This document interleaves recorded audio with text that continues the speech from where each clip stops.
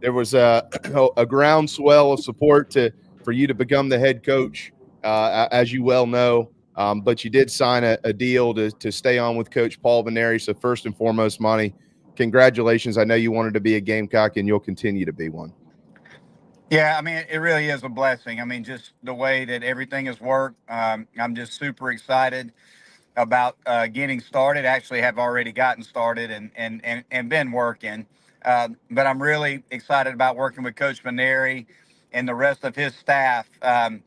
We just finished our first team Zoom call where Coach Mainieri got a chance to speak to the team. And I can tell you this, I was like ready to run through a brick wall. Um, Wow. he absolutely killed it, and just thought he did an amazing job of communicating with the team.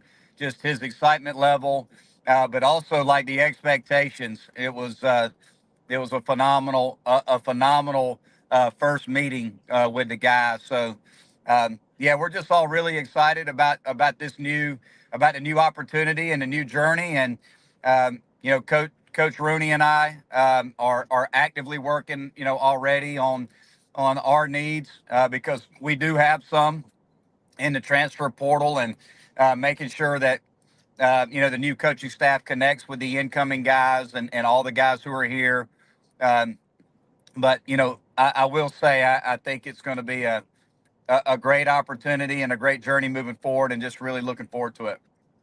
What was that your first real communication with Coach Mainieri this morning? No, I've spoken to Paul several times already over the last few days. So we've been in constant communication, on the phone and then via text as well.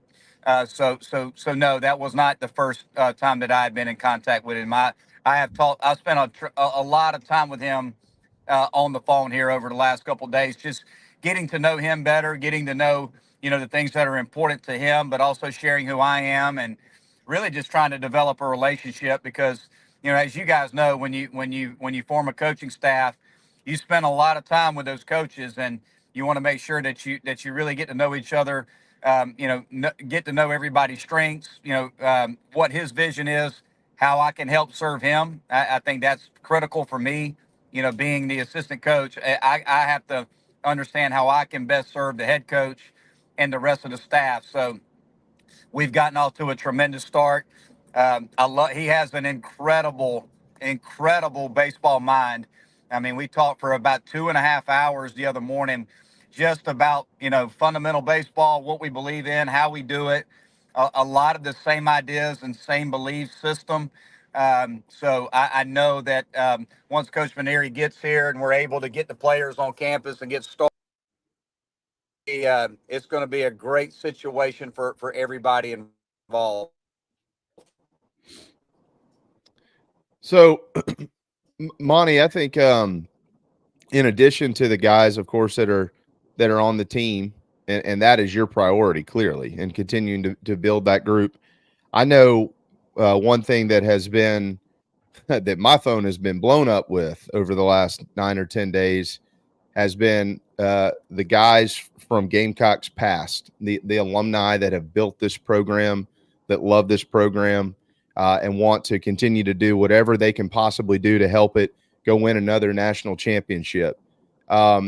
What have you learned, or if anything, about Coach Mainieri and how he relates to the guys that he has coached before, and how maybe he'll relate to those guys? Well, I know that Coach Mainieri will make it a priority to connect with the baseball alumni and share his vision. I think one of the things that will really resonate with the former players with Coach Mainieri are his expectations. I think there is a lot of Ray Tanner and Paul Mainieri. Just listening to him speak to the team this morning, even though Coach Mainieri and Coach Tanner are different people, they share a lot of the same beliefs and expectations. And I think when the guys get an opportunity to spend time with Coach Mainieri, the former players, they're gonna get a chance to hear the expectations and just what he believes in and why he's here. He talked to the team this morning about, we're not looking to be good, we're looking to be great. And and the expectations are to compete for national championships and finish the season in Omaha. And I'm telling you, like, he's going to do a tremendous job. I think he's incredibly motivated, incredibly driven. He has an incredible vision, and I think that is something that will resonate with the former players who were on some of those teams that played in Omaha, that played for Coach Tanner. I think they're going to be listening to a guy that that it seems very familiar to them. I think he's going to be a tremendous head coach for everybody to get behind, and really looking forward to it. And Coach Monte Lee is joining us here on Inside the Gamecocks. He's in the car and on the way to sign hopefully one of the best players in the country.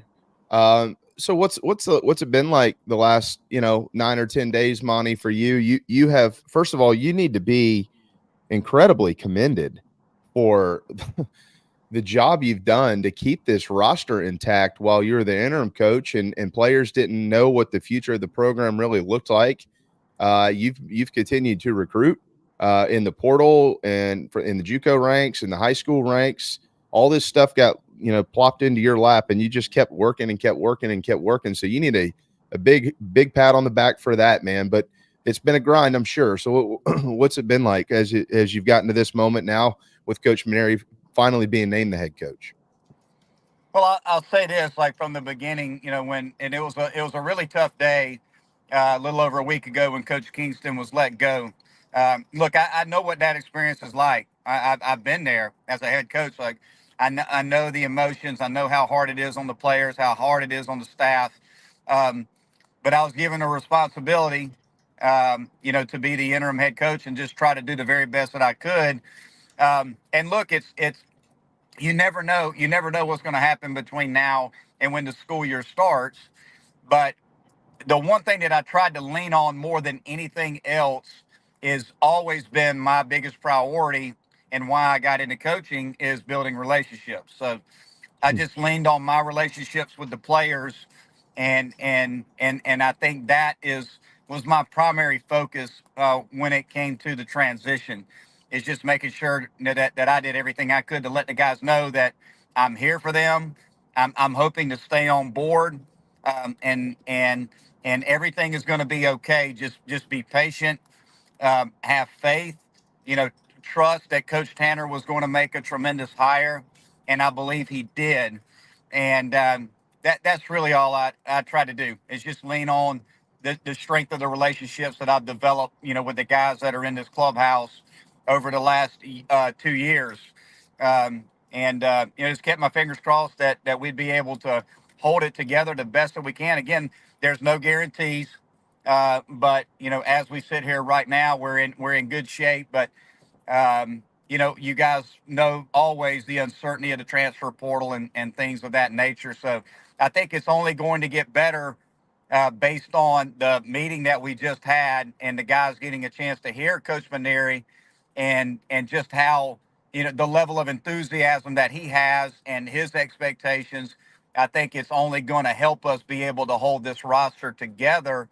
And as he gets in, when he gets into town and he gets an opportunity to meet with the players and get to know them one-on-one, shake their hands, sit down with them, and start to develop a relationship with the guys, I think they're going to see this is a great leader and a great man, and they're going to want to play for him. So that's really all I've done, and now I'm excited to have a clear plan and a clear vision moving forward. I'll repeat what I said, and I think people need to be happy that it was you that was. I know you're humble and you won't say anything about it, but it was you that got the interim tag, and we know how much you care about South Carolina baseball. Somebody that maybe didn't care as much might not have worked as hard and kept your foot on the gas pedal, their foot on the gas pedal the way you did. And this program is going to be in such better shape because of your efforts over the last 10 days. It's just amazing to me what you've been able to do, Monte. And but now you'll have some help too. And you've got Terry Rooney now on staff as the pitching coach. I guess he's technically got the title of recruiting coordinator. And then assistant coach John Hendry, who's been Virginia's director of player development. What a crazy big league tie he's got, man. The son of John Hendry, the assistant to Brian Cashman. So what can you tell us about those two guys and what you've learned so far? Well, I haven't had a chance to speak with John, and I'm looking forward to doing so at some point. Here maybe today or tomorrow. I don't want to bother him right now because he's trying to do everything he can to prepare the team that he's coaching. So he certainly needs to stay focused on that. But I've talked to Terry quite a few times already. Terry and I were on the phone late last night as he was moving out of his office at LSU, and we were. We were talking about players and kind of what we need to focus on here over the next few days. And I'm looking forward to Terry getting into town where we can spend some time this weekend together. What I know about the staff and kind of the way the staff was designed by Coach Mainieri. Um, Terry will be the pitching coach, but he was also a recruiting coordinator. And John has a pitching background as well. So it's a very unique staff in that you have two guys with pitching backgrounds, which will allow Terry, if needed, to go on the road and go recruiting. He can turn it over to John while we're on the road in the fall at certain points in time. And we feel like that will be a seamless thing that we can do. So having two pitching guys on staff, it really makes a lot of sense. I don't know why more coaching staffs don't do it. If you look at a college baseball roster, heck, half your roster are pitchers. But typically, the way that a coaching staff is designed, you have three guys on the staff that are position player oriented guys, and then one guy that manages the pitchers. So I think from a recruiting standpoint, that's a real strength that we have moving forward at South Carolina. If you want to be developed as a pitcher, you come to South Carolina, you got two pitching coaches working with you. That's something that a lot of programs can't say that they have. And I think we all know how important quality pitching is, not only recruiting quality pitching, but developing quality pitching. It's critical. And I think under Terry's leadership and having John on staff assisting him, it's going to be a great opportunity for both of those guys to maximize what we can do on that side of the ball. So that's really interesting because obviously you never say never. I mean, right now, like we just talked about, you don't have a bunch of guys or any guys bailing for the transfer portal, but you could. I mean, you could. I mean, players. So Yep. they sign to play with dudes, and they sometimes it's not the best fit anymore. With all that said, though, I think one of the things that's been lost a little bit with this program and the team that y'all just wrapped 2024 with is the amount of young talent on the pitching staff. I mean, you had a lot of dudes who've got good stuff, man. They just got to continue to grow up a little bit. Can you evaluate them for us? Obviously you coach the hitters, so you have to coach these guys going against them in practice and scrimmages and things like that. And then you saw them perform against the rest of the SEC this year. How would you evaluate the young arms and the rest of the staff that's set to return, at least as it stands today? Well, I've always looked at the strength of a pitching staff is you grow a pitching staff from within. And I looked at our 23 team, and you look at our 23 team, we had one freshman contributor, and that was Eli Jerzenbeck. And unfortunately, Jerzenbeck was injured late in the year, and we hope to get him back to 100% for this upcoming season. But Jerzenbeck was a potential Friday night starter. After his first year, just because he has electric stuff. But we only had one freshman pitching for us on that 2023 team. That pitching staff was a veteran pitching staff made up mostly of homegrown guys outside of, Noah Hall. Nick Proctor was a big piece out of the bullpen, but for the most part, they were homegrown guys. So you got to build a pitching staff from within when they're freshmen, and then you kind of supplement obviously with the transfer portal. But if you look at this year's team, we had Parker Marlott emerge as a big piece for us. We had Tyler Pitzer, who made several starts for us and pitched in a bunch of different roles. Closed Florida out, down in Florida to win a game, was a long reliever, just has electric stuff. You have Eddie Copper. Eddie Copper made several midweek starts before he was injured. And we feel like Eddie's going to make a full return based on the nature, of his injury, potentially make a full return by next season. And then you got Jake McCoy. Jake, unfortunately, he missed the fall due to an injury, but Jake got a lot of meaningful innings as a true freshman, and he has a big time arm. So you just look at the difference between one year to the next in terms of the freshman arms. When you got four freshmen on a pitching staff that are able to contribute and pitch in the SEC for you, those guys continue to get better and better and better, and they wind up being really good for you. So I Mhm. think that says a lot as far as just going into next fall. We'll have a sophomore class, and then we've got a big group of freshman arms coming in. We made it a priority to not be in the situation that we were in 23, where we just didn't have any freshman arms coming in. Um, so I'm excited about that. Just building that pitching staff from within with freshmen, and then supplementing here or there, with a portal arm. I think that's the recipe for success long term. We want long term sustainable success in this program. And the only way you do that is build from within, and then make sure that you hit your portal guys that can really step in and help you right away. And then, well, as far as the rest of the roster goes, Monty, I think it's always good and worth reminding that y'all won 37 games this year. Not 17 or 7 or 27. You won 37 games, and that's not where you want to be, but you really weren't that far off. And you do return a bunch of players.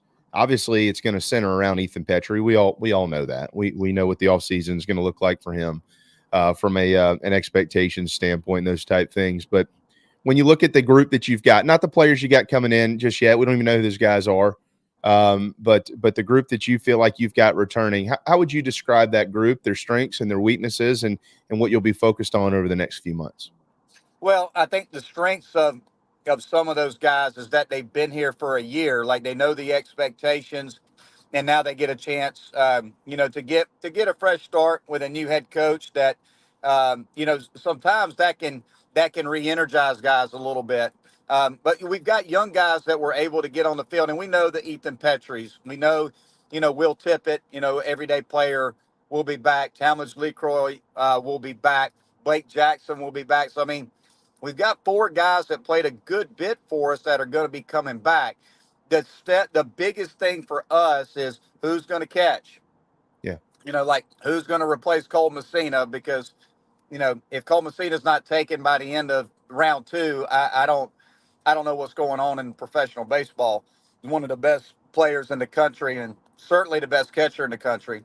Mm-hmm. Um, but somebody's going to have to fill that void, and that's a lot of production.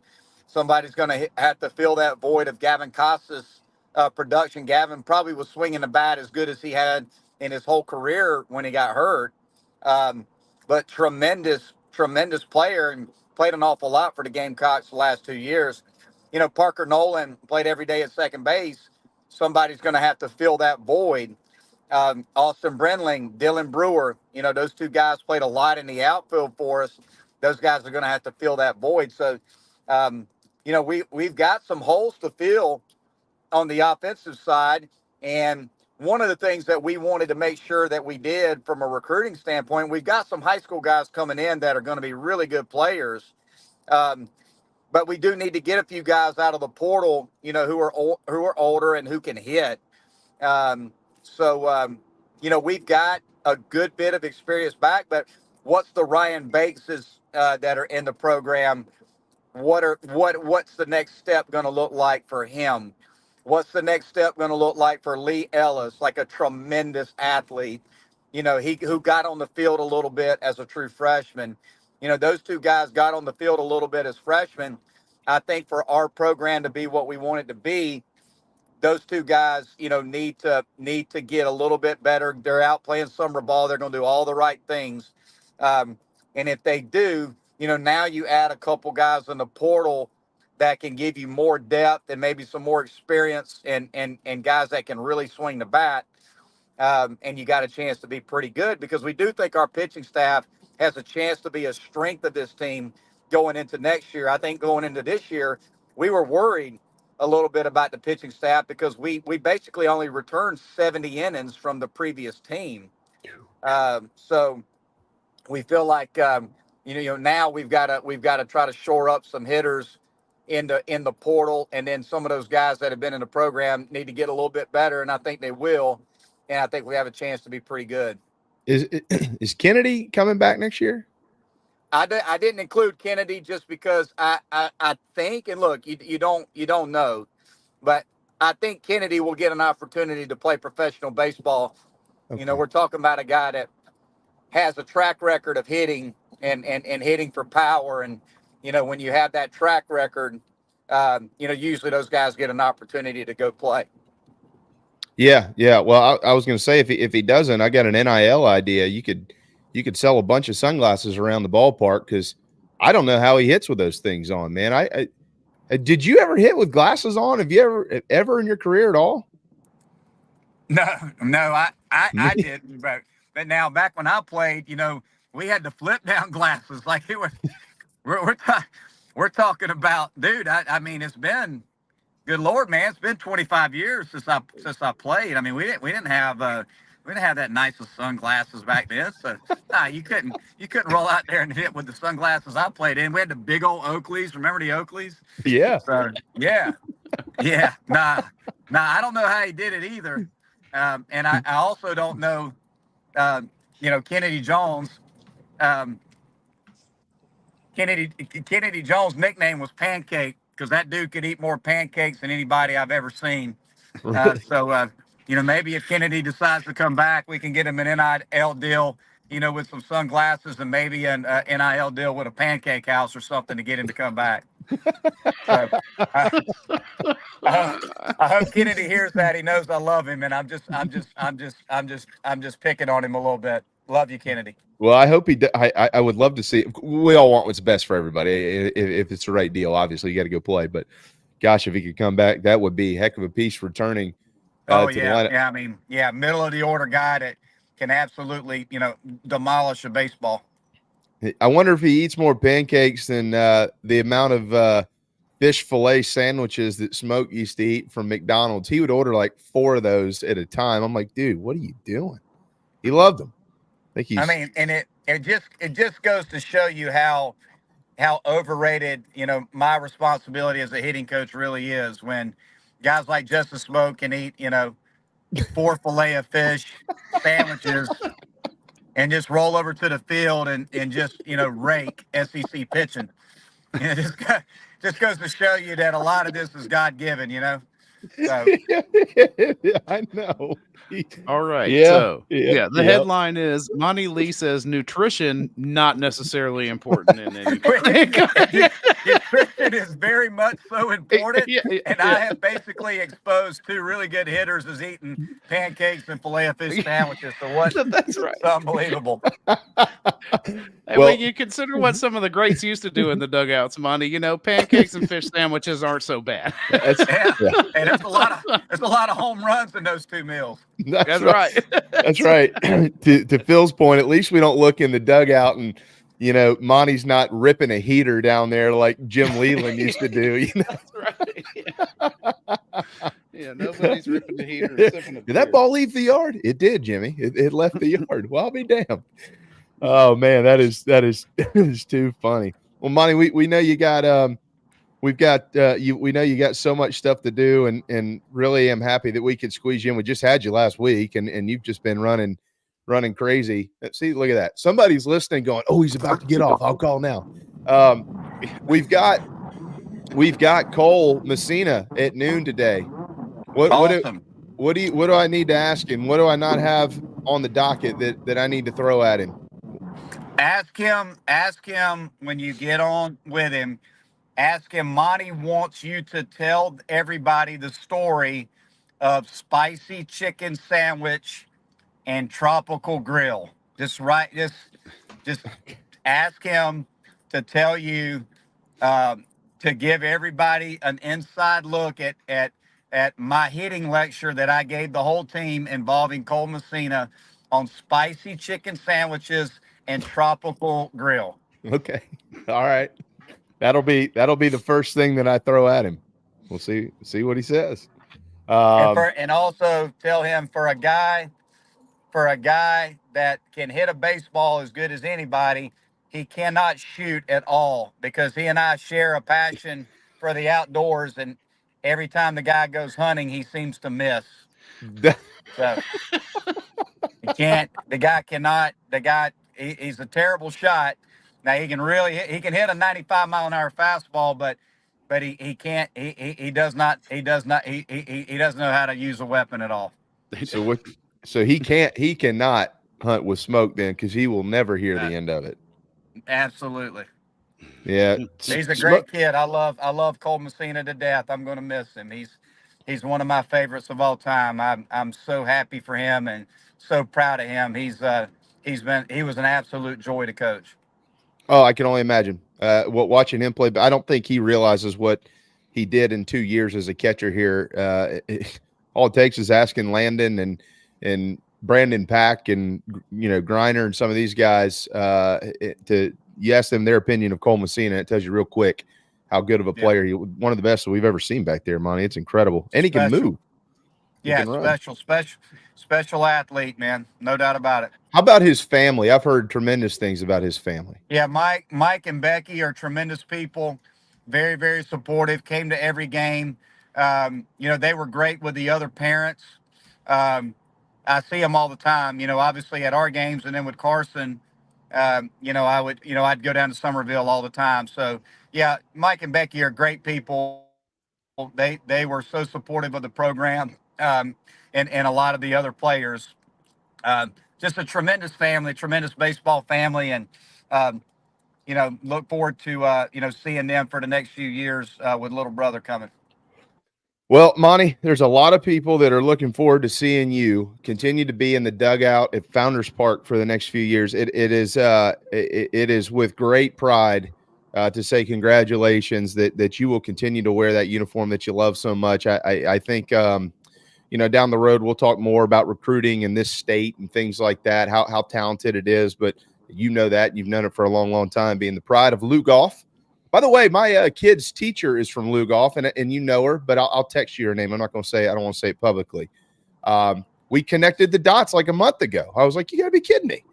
And I keep forgetting to tell you that. But it is really, really, really, really fantastic. And I can't wait to see what you and Coach Mainieri and Coach Rooney and Coach Hendry and the whole entire staff do. And Matt and big props to Coach Tanner for making sure this deal got done. You deserve it, Monty. Thanks so much for what you do, man. I appreciate you guys having me on. Y'all have a great day.